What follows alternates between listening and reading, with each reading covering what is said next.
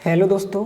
तो फाइनली दोस्तों हम इस वीडियो में कक्षा 9वीं वार्षिक परीक्षा विषय विज्ञान का सॉल्यूशन देखने वाले हैं कि कितने आपने ऑब्जेक्ट टाइप क्वेश्चन सही किए हैं। और लगभग जितने भी हमने आपको क्वेश्चन बताए थे आप पीडीएफ में मिला भी सकते हैं, जो भी हमने वीडियो डाला था लगभग उसमें से जो है 80% क्वेश्चन वही के वही पूछे गए, आप देख भी सकते हैं। पेपर बहुत ही सरल आया है, तो आप वस्तुनिष्ठ प्रश्नों को मिला लीजिए। इस प्रकार से आपको बिल्कुल करेक्ट आंसर बताए जाएंगे, बिल्कुल सही।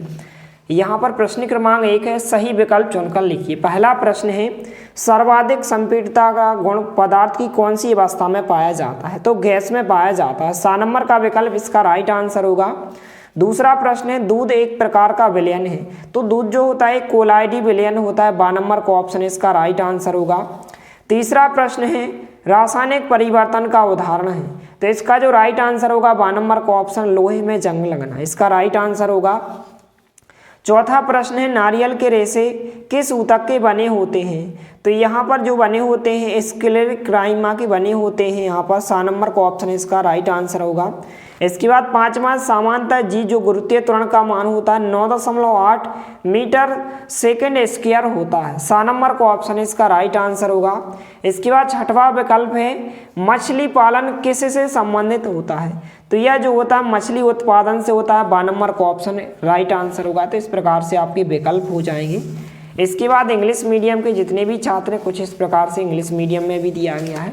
इसके बाद प्रश्न क्रमांक 2 जो कि रिक्त स्थान पूछे गए, जो कि 6 अंक में पूछे गए थे कुछ इस प्रकार से।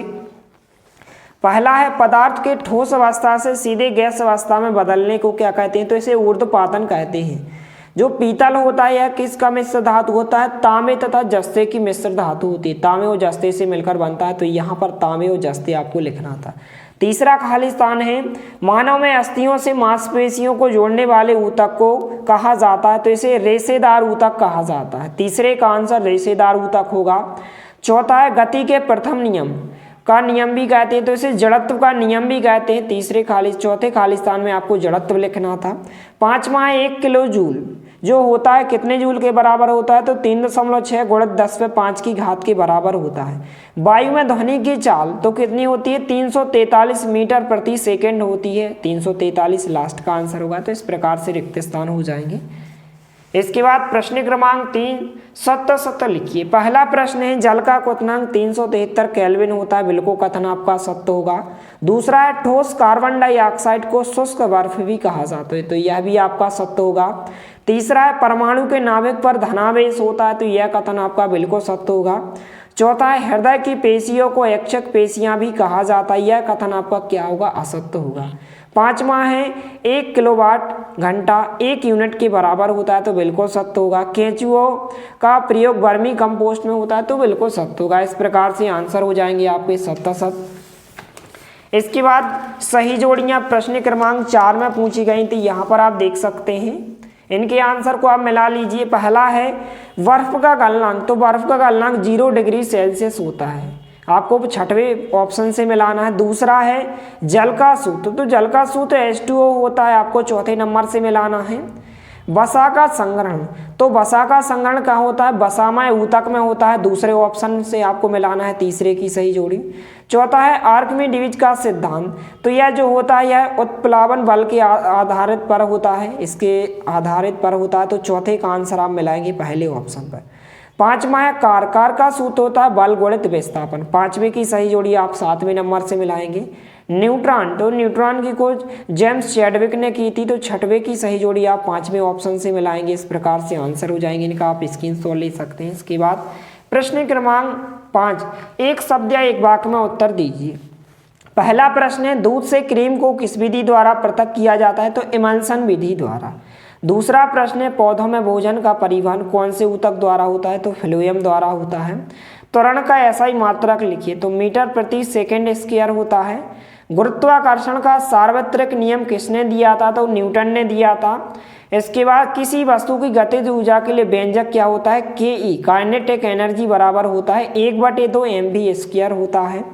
इसके बाद लास्ट है, होमो सेपियंसियस किस जंतु का वैज्ञानिक नाम है? तो मनुष्य का यह वैज्ञानिक नाम होता है। तो इस प्रकार से आपके एक शब्द या एक वाक्य में हो जाएंगे।